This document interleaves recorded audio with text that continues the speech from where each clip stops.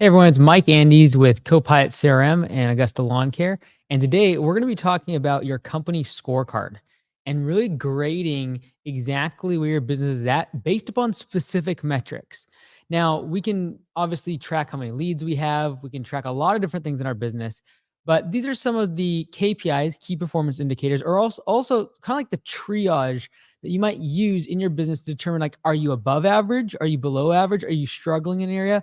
Or are you doing really well? And so let's go ahead and jump into these. These are mostly used for home service businesses. So let's jump in. So the reason I'm doing this is because a lot of times people always say, like, give me specific numbers. And, I want to know exactly how much I should be doing this. Is this good? Is this bad? Is this a good close ratio? Is this a bad close ratio?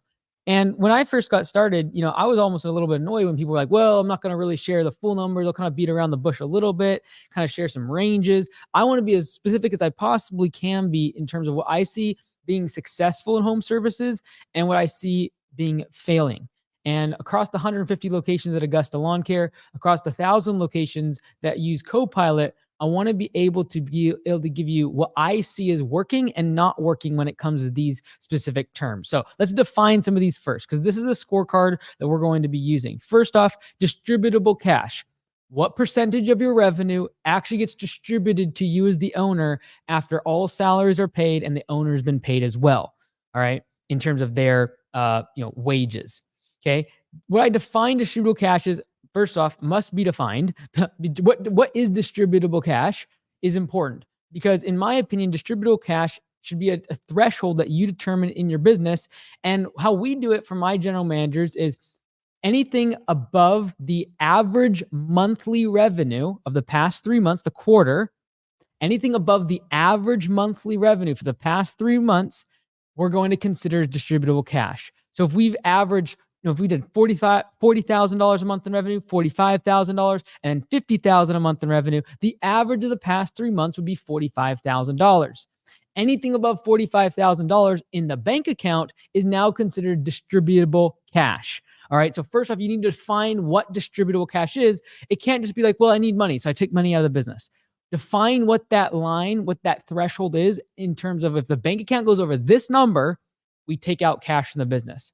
Is also a really, really good thing to know for when you're creating compensation plans for management or partnerships. And that's what I use them for, is for my general managers to know exactly how much money in the bank account needs to be in there in order for there to be distributable cash, and they get a percentage of that money.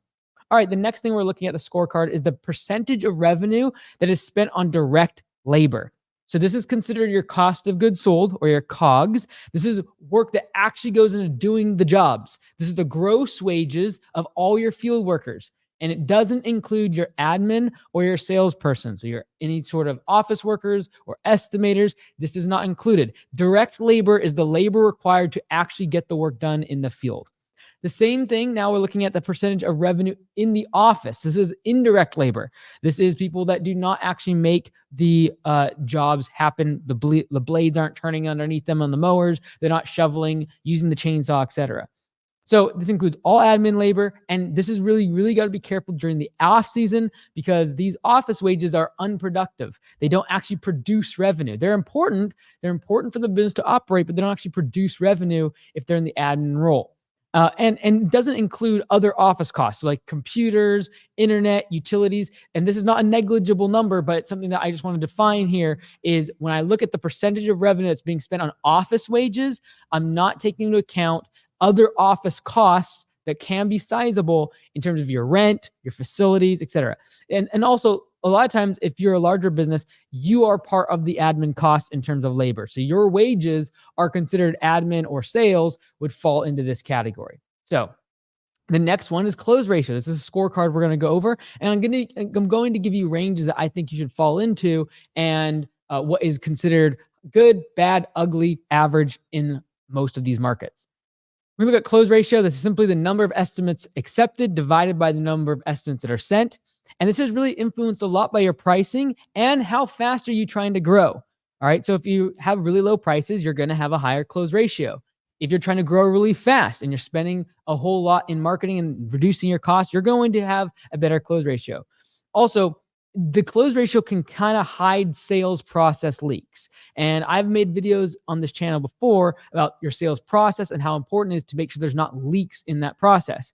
But a close ratio can kind of hide those leaks because close ratio is only one step of the sales process. So watch my other video about that on the channel, because really close ratio is just one step of the whole sales process, and that is the estimate getting accepted. There's a whole lot of other steps in the sales process, so keep that in mind. Low profit with low close ratio is a lethal combination. If you see me on my main channel do these turnaround videos, if someone has a really, really low close ratio and their profit is really low and they have their pricing's really low, it's very difficult to turn around that business, because typically if the close ratio is really high, I can raise prices and immediately become more profitable. All right, we're looking at hourly labor rate. What are you charging per hour to the customer? And this is your easiest way to impact close ratio. Just simply reduce your price. Last, your scorecard is the debt to income percentage. Debt is a measure of risk. All right. High interest rates that we're currently in this environment is going to have a bigger impact on how much debt you have in the business and increasing that risk.